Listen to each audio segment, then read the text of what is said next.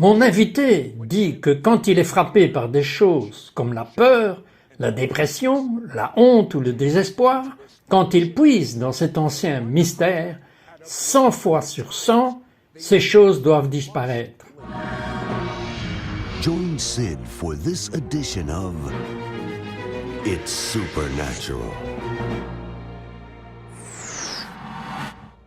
Bonjour, Sid Roth ici. Bienvenue dans mon monde où c'est naturellement surnaturel. Il a été volé. L'un des dons les plus précieux donnés à l'homme a été volé. Soit il a été rétrogradé dans l'arrière-salle d'une congrégation, soit expulsé de la congrégation, et pourtant Paul lui-même dit qu'il l'a pratiqué plus que tout être humain. Bien, mon invité Corey Russell est venu d'une belle maison chrétienne. Il va à l'université et fait ce que tant de jeunes font, il devient fou, devient drogué, des soirées sexuelles, tout ce qui se passe à l'université aujourd'hui. Mais Corey, il y a combien d'années que vous étiez à l'université? C'était il y a environ 16 ou 17 ans. Ok, aujourd'hui c'est tellement pire, les pressions que ces jeunes doivent subir, je ne sais pas comment ils peuvent même exister dans l'environnement là-bas, dans la plupart des collèges. Mais Corey, vous aviez un meilleur ami, Zach, parlez-moi de lui.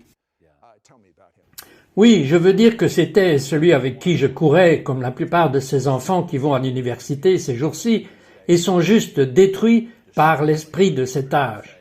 Je n'ai jamais connu Jésus par moi-même, donc je me suis retrouvé à me donner aux choses de ce monde. Cela augmente à l'université, je cours avec un bon ami, nous prenons de la drogue, c'est addictif, ce qui signifie que vous continuez à aller de plus en plus profondément. Et la grande conduite pour moi était jusqu'où puis-je aller? C'était une recherche de plaisir. Mais attendez une seconde, même si vous n'avez pas eu de rencontre avec le Seigneur, vous saviez que vous aviez un peu de fondation là-dedans, il n'y avait pas de conflit du tout. Il n'y en avait pas au départ. Mais je pense, plus vous commencez à vous enfoncer dans cette eau, plus vous vous retrouvez là et vous êtes poussé par un courant que vous ne maîtrisez plus et vous ne prenez plus les bonnes décisions. Et donc tout était parti au vent. C'était un cri de plaisir. À quel point puis-je monter? Nous prenions les médicaments qui vous tiennent éveillé 4 et 5 jours par semaine. Mon ami qui avait une maman priante, et j'avais une maman priante aussi, nous avions des intercesseurs qui criaient pour nous. Et en novembre 96, mon ami a perdu la raison pendant une saison. Il est allé un peu trop loin dans la drogue et pendant les 4 mois suivants, il restait assis là. Il vous regardait très profondément, mais ne disait jamais rien. Et nous avons dit, qu'est-ce qui se passe avec lui? Nous ne savions pas qu'il y avait une véritable guerre dans les cieux qui se déroulait sur son âme. Elle a culminé le 1er février 1997. Je me suis présenté chez lui pour passer du temps avec lui, et il est sorti en courant par la porte d'entrée en criant « Corey, c'est le paradis ou l'enfer! Corey, c'est le paradis ou l'enfer! Tu dois prendre une décision !»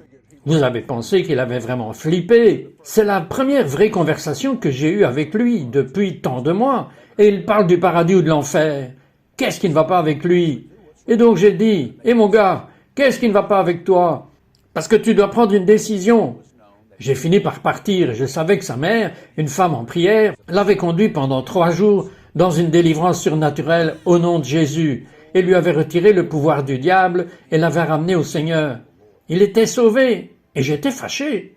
2 semaines plus tard, il s'est présenté à l'université où j'étais et il m'a emmené déjeuner. Et il a commencé à partager avec moi tout ce qui s'était passé avec lui pendant ces 4 mois. Il a dit « Corey, pendant ces 4 mois, tout le royaume des esprits s'est ouvert à moi. Je voyais des anges, je voyais des démons, je voyais ceux qui contrôlaient les gens.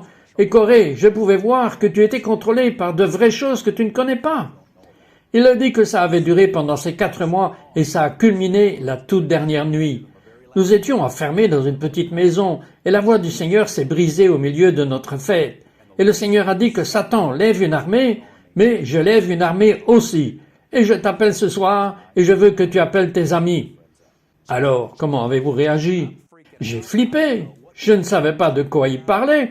Et d'abord, pour qu'il me dise que j'ai des démons ou j'ai des esprits qui m'attaquent. Je dis, comment oses-tu dire ça? Alors que je te supporte comme un bon ami, que tu as agi bizarrement depuis 4 mois, j'ai dit, tais-toi et ramène-moi à l'école. Et donc il m'a ramené à l'université, parce qu'à ce moment-là, j'avais perdu 2 fois mon permis pendant 16 mois.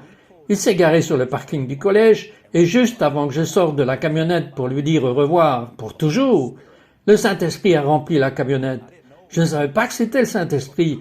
J'ai commencé à sentir une présence entrer dans la camionnette, et je l'ai senti littéralement traverser mon corps, et avant que je ne m'en rende compte, j'ai commencé à trembler violemment, comme si j'avais une crise. Et j'ai commencé à voir des éclairs de lumière et des ténèbres, comme s'il y avait une bataille de bras de fer dans l'esprit et dans mon âme. Et j'ai senti qu'il y avait une vraie bataille pour chaque âme. Il m'a tiré à l'arrière du parking et il a commencé à prier. Et après il a dit, « Au nom de Jésus, je lie l'esprit de l'Antéchrist. » Et dès qu'il a lié cet esprit, il s'est manifesté par une prise d'étouffement autour de ma gorge. Je ne savais pas ce qui se passait, je savais juste que je ne pouvais pas respirer. Quelque chose vous étouffait. Oui, le démon s'est manifesté et je ne pouvais pas respirer. Et à ce moment, j'avais toutes ces objections à Jésus, principalement parce que vous êtes sauvés quand vous êtes plus âgé dans la vie, vous passez ces années à vous amuser et le christianisme est quelque chose que vous faites plus tard. À ce moment-là, je savais que je devais sortir le nom de Jésus. Alors je voulais dire le nom et je disais « Jésus » et cela se resserrait encore plus autour de mon cou. J'ai essayé environ 5 ou 6 fois, en essayant de dire le nom de Jésus, et cet esprit ne me laissait pas dire son nom. Mon copain dans mon oreille hurlait « Dis-le, dis-le !» J'essayais, et enfin je me souviens juste d'avoir pris une profonde respiration, et avec toute la puissance à l'intérieur de moi, j'ai juste dit « Jésus !»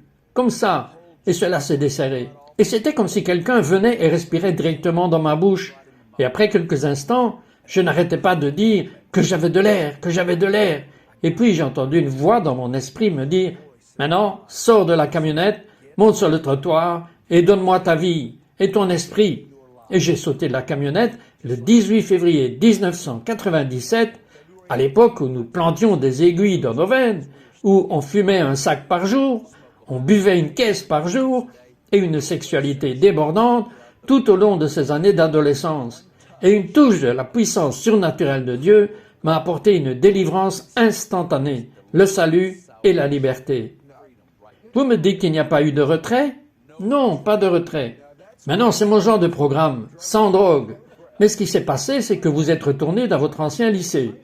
Ils ne pouvaient probablement même pas vous reconnaître. J'étais à l'université à l'époque et j'avais un réseau d'amis toxicomanes. Et mon petit frère, qui était au lycée, courait avec nous. Nous avons tous eu des rencontres comme celle-là. Et j'ai fini par conduire mon petit frère au Seigneur, qui est devenu fou de Jésus au lycée. Et au cours des 6 prochains mois, nous avons commencé à voir la moitié du lycée être sauvée et venir au Seigneur. Ouais, vous exagérez en disant la moitié. Non, la moitié du lycée est venue au Seigneur. Les rétrogrades revenaient au Seigneur et étaient soit sauvés ou pour la première fois baptisés du Saint-Esprit. Il se passait quelque chose avec plus de la moitié du lycée. Eh bien, je vais vous dire quelque chose.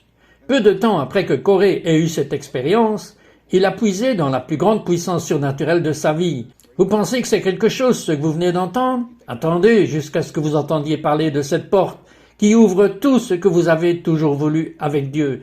Ne partez pas, nous revenons tout de suite. We'll be right back to It's Supernatural.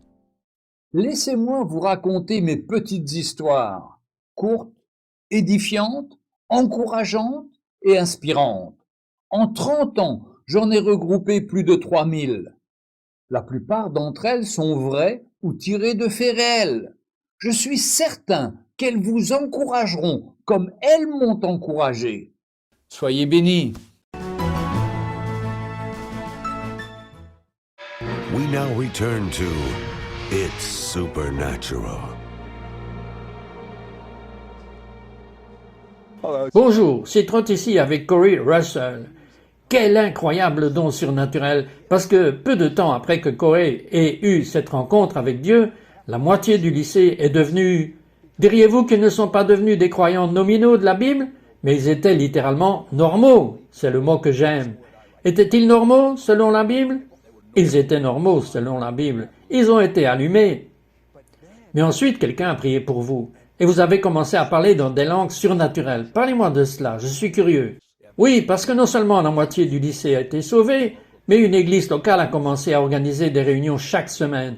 Nous avions 5 réunions jusqu'à 3 heures du matin.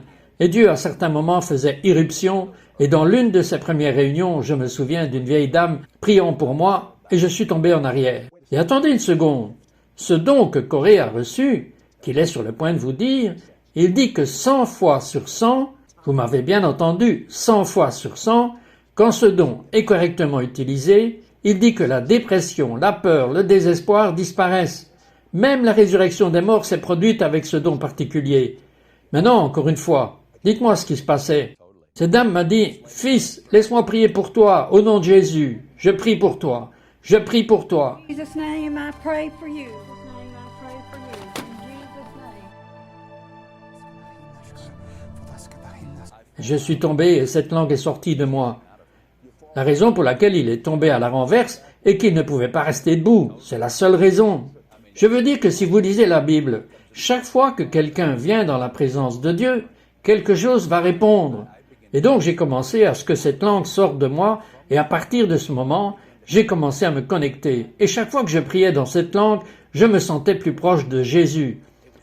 C'était aussi simple que je me sentais plus proche de Jésus quand je priais dans cette langue. Et donc je me suis donné à lui, et ces 6 premiers mois, les premières années, je me suis donné à chaque fois que je l'ai fait. Je me suis senti plus proche de Jésus. C'était la première chose qui m'a accroché à la réalité de la prière dans ce langage surnaturel. Mais aujourd'hui, vous êtes un dirigeant de l'Organisation internationale de la maison de prière, IHOP, et il prie quelque chose comme, selon mes notes, 30 heures par semaine au total. C'est beaucoup de prière. Et il m'a dit quelque chose de si merveilleux. Ce langage surnaturel est ce que Paul a dit. Je prie dans des langues surnaturelles plus que n'importe quel homme. Pourquoi est-ce que, quand certaines personnes obtiennent cette langue, elles ne font pas totalement ce que vous faites? Vous priez pour le premier mois comme ça, peut-être elles peuvent même prier pour le premier jour comme ça, et puis elles s'arrêtent. Pourquoi est-ce qu'elles s'arrêtent? Bien, je pense que nous devons revenir à ce passage de l'apôtre Paul. Je veux dire que nous devons juste nous arrêter une seconde. L'homme qui a à peu près écrit tout le Nouveau Testament, l'homme qui a fait plus pour le christianisme que la plupart des autres, l'homme dont le caractère du Christ, la puissance du Christ, l'amour du Christ, aucun homme n'a illustré le Christ comme cet homme. Et cet homme nous a donné la porte la plus claire de sa vie, de dévotion, en disant « Je te remercie mon Dieu de parler dans cette langue surnaturelle plus que n'importe qui d'autre. » C'est là qu'il y a une porte dans le domaine surnaturel. Je vous dis ce que je pense. Je pense que nous traitons ce don, la puissance de ce don, comme nous le faisons avec tant d'autres choses dans le christianisme, nous le traitons comme un badge. Soit vous l'avez, soit vous ne l'avez pas. Et une fois que vous en faites l'expérience, une fois, nous le traitons comme un badge sur nos manteaux et que nous promenons avec une sorte de sentiment que nous sommes arrivés ou que nous avons tout ce que Dieu a. C'est réellement mal compris. C'est en fait une porte d'entrée dans le domaine du surnaturel. Nous l'arrêtons, nous l'utilisons comme un sentiment auquel nous sommes arrivés. Et c'est une telle parodie ici. Je suis d'accord avec ça. Quels sont les avantages de faire ce que Paul a bien fait? Qu'avez-vous vu? Paul nous dit dans 1 Corinthiens, verset 14, il dit que quand je parle dans cette langue, je ne parle pas aux hommes, je ne parle pas aux démons, mais je parle directement à la salle du trône de Dieu. J'ai un contact d'esprit à esprit. Et je me connecte avec le Père de la gloire, le président de l'univers. J'ai une ligne téléphonique directe par mon esprit avec le sien. Et que quand je prie dans cette langue, je lui parle directement. C'est le numéro 1. Numéro 2, la Bible dit que nous disons des mystères de notre esprit directement à Dieu. Ces mystères sont des vérités cachées. Non cachées pour nous, mais cachées pour nous. Des vérités sur Dieu, des vérités sur qui il est et comment il est et ce qu'il fait et comment il sent. Des vérités sur nous, des vérités sur qui nous sommes pour lui, sur notre destin. Je crois que quand je prie dans cette langue, je prophétise mon destin divin. D'ailleurs, je peux vous dire comme un fait que quand j'étais un tout nouveau croyant dans le Messie, j'ai prié pendant des heures et des heures et des heures dans un langage surnaturel. Et ce que vous voyez aujourd'hui, c'est parce que je parlais dans l'atmosphère de ce que Dieu avait pour moi. Mais vous savez, ce que vous avez dit, c'est quelque chose tellement, pour moi, je veux dire, en tant que croyant, cela a changé tous mes paradigmes pour prier dans des langues surnaturelles. Donc, écoutez, Et écoutez bien, quand la plupart des gens prient dans cette langue surnaturelle, ils prient dans l'atmosphère, dans les airs, et c'est bien, mais ce n'est pas une concentration. Dites-moi ce que vous faites. Totalement. J'ai trouvé que souvent nous sommes distraits, nous perdons la concentration. Souvent les gens arrêtent parce que nous pensons juste que nous parlons en l'air. Nous pensons juste que nous sommes en train de parler en l'air, mais la Bible nous dit que nous parlons à Dieu. Donc ce que j'aime faire, c'est que quand je prie dans l'Esprit Saint, quand je prie dans cette langue, j'imagine dans mon esprit Apocalypse 4, Dieu sur le trône, brillant d'une lumière glorieuse, brûlant comme un arc-en-ciel de feu, l'entourant avec des éclairs et des tonnerres qui éclatent, et je me tiens sur cette mer de verre avec l'œil de mon esprit, et je parle directement au battement du cœur du ciel. Je vais l'imaginer sur le trône où je vais lancer l'Esprit Saint vivant à l'intérieur de moi. Parce que Paul dit dans la Nouvelle Alliance que quand nous parlons des mystères à Dieu. Donc ce que je trouve, c'est que lorsque je viens de commencer à faire ça, je peux voir Jésus devant moi. En fait, je le fais à mon bureau. Et la chaise d'en face, comme où se trouve Corée en ce moment, je parle au Messie et il me sourit, et je déverse mon cœur et je lui parle. Corée parlait à un ami dans cette langue surnaturelle, et quelqu'un est revenu à la vie. Très rapidement, parlez-moi de cela. Totalement. Un de mes amis était en Bolivie, où on leur enseignait la puissance de prier dans l'Esprit Saint, de prier dans cette langue. C'était un ouvrier, il était agriculteur, et un jour son collègue n'est pas venu travailler. Alors il est allé chez lui à la fin de la journée, et il a commencé à sentir une puanteur venir de sa chambre. Il a franchi la porte, et son ami s'était pendu. Tout ce qu'il savait faire était de prier dans cette langue. Il l'a descendu de la corde, et l'a étendu sur le sol et a commencé à prier dans l'Esprit Saint. Prier dans cette langue pendant des heures et des heures et des heures. Et après tant d'heures, une phrase est sortie de lui. « Jésus, je te remercie que tu es vivant. Jésus, je te remercie que tu es vivant. » Après un moment, l'ami a commencé à bouger. Il ne respirait toujours pas, mais il a commencé à bouger. Et le frère a continué à prier en langue. Après tant d'heures, l'homme a de nouveau reçu le souffle, a de nouveau reçu la vie et a été sauvé. Il a reçu l'Esprit Saint et a commencé à prier en langue lui-même. Et c'est arrivé par ce simple fermier qui a pris Dieu au mot et a créé cette atmosphère de résurrection. Eh bien, vous savez, Paul dit que lorsque vous priez dans ces langues surnaturelles, vous vous édifiez. Et en grec, le mot « édifier » signifie que vous aimez charger votre batterie. Et tous les dons de l'Esprit de Dieu, que Dieu a pour vous, vont commencer à sortir. Ne partez pas parce que si vous n'avez jamais prié dans cette langue, vous allez le faire. Et je vous dis que vous allez le faire. Et si vous avez prié dans cette langue, vous allez redevenir normal. Je reviens tout de suite. We'll be right back to It's Supernatural. Dieu vient de faire cela parce qu'il a dit cela, alors je viens de le dire, c'est la culture du paradis, que les gens au paradis peuvent avoir n'importe quelle couleur de cheveux qu'ils désirent. Il a fait l'arc-en-ciel, c'est surtout, ce sont vos vêtements qui changent de couleur au paradis. Vous savez que l'herbe peut être de n'importe quelle couleur. Il y a des créatures là-bas, il y a des chevaux arc-en-ciel, et c'est partout dans le paradis, c'est un signe du paradis. We now return to It's Supernatural. Bonjour, c'est Trott ici avec Corey Russell. Et Corey, quand vous utilisez le langage surnaturel, comment cela se passe-t-il dans votre propre famille? Donnez-moi un exemple. Eh bien, tout récemment, ma fille de 12 ans avait de la température. Nous ne pouvions pas y croire, nous ne savions pas quoi faire. Et je savais juste que j'allais prier dans cette langue. Et c'est ce que nous avons fait pendant 15 ans et nous allons le refaire. J'ai dit, chérie, allonge-toi, et pendant environ 20 à 30 minutes, j'ai commencé à prier dans cette langue. Et l'atmosphère a commencé à changer. Et après environ 20 à 25 minutes, la fièvre a littéralement commencé à descendre. Elle a dit, papa, je me sens mieux en ce moment, je me sens mieux en ce moment. Et dans les 10 à 15 minutes suivantes, c'était complètement hors d'elle. Et elle était complètement revenue à elle-même. Elle a littéralement transpiré. Dans quels autres domaines voyez-vous cet effet quand vous parlez en langue surnaturelle? Cela change l'atmosphère. Cela change l'atmosphère autour de ma maison. Cela change l'atmosphère autour de ma vie.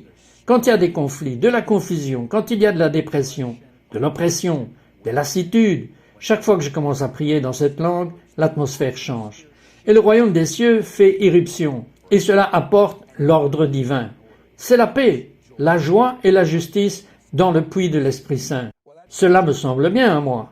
Je veux que Corée vous apprenne maintenant à parler dans les langues surnaturelles et à être rempli de l'Esprit de Dieu. Et même si vous avez déjà parlé dans un langage surnaturel, vous écoutez et vous faites ce que Corée vous dit.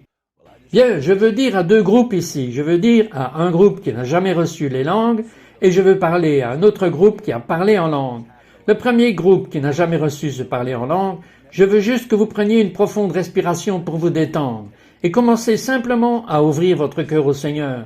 La Bible est claire, c'est que lorsque l'Esprit Saint s'est déversé, Actes chapitre 2, lorsque l'Esprit Saint a été déversé, ils sont sortis de cette chambre haute. Je veux dire, pensez à cela.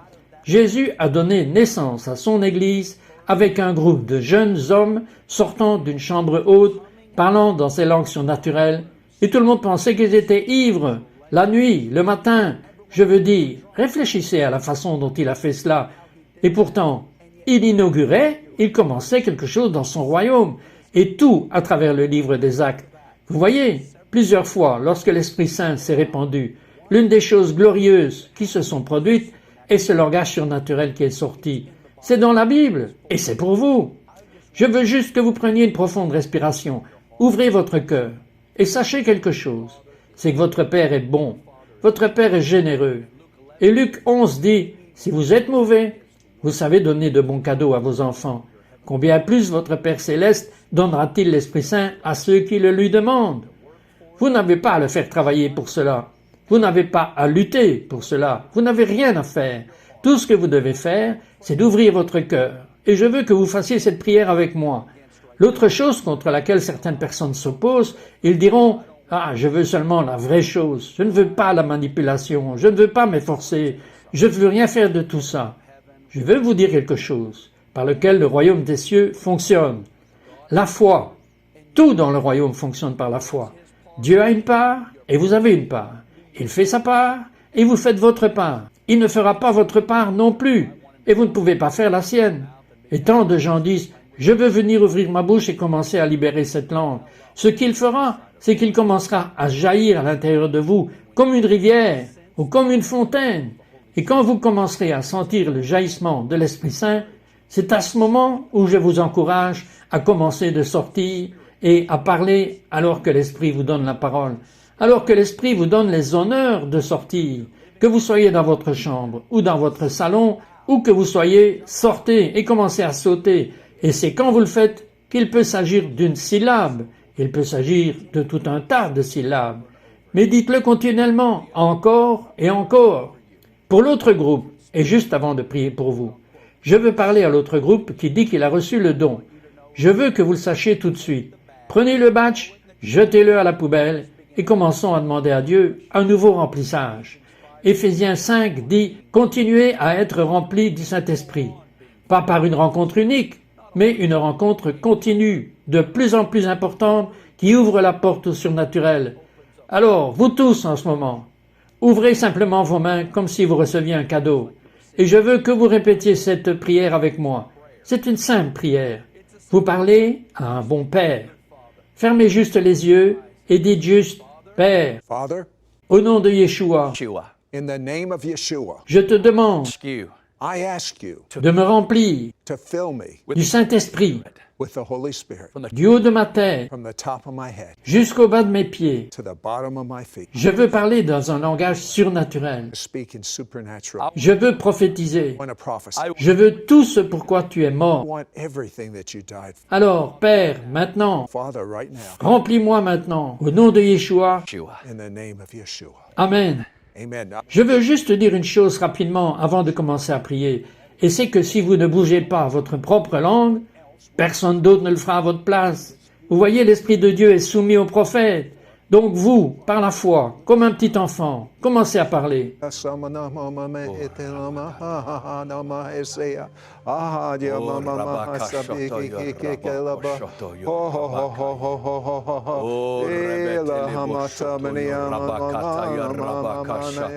You can sing your language if you want to.